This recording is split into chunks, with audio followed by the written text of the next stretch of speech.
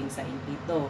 Pag dito ka sa Hong Kong, pwede po kayong pumunta ng consulate doon sa Pag-ibig branch nila dito. Tapos kumuha po ng form for Impito withdrawal.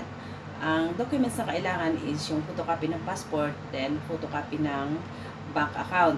Yung front page lang ng bank account kung saan nakasaad yung bank number, bank account number, then account name. Yan. Syempre, alam ko naman marami dito mga OFW na mayroong accounts sa Impito ngayon. So, pagka nag-matured na yung Impito nyo, so yun, pwede nyo na i-withdraw after 5 years.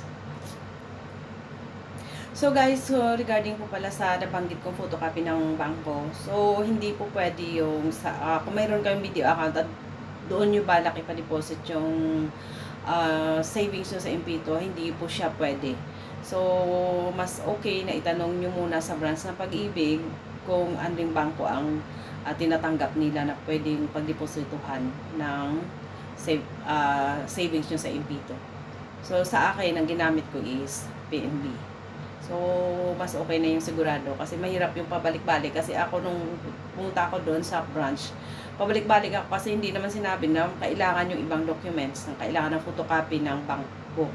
Bye-bye! Until next time!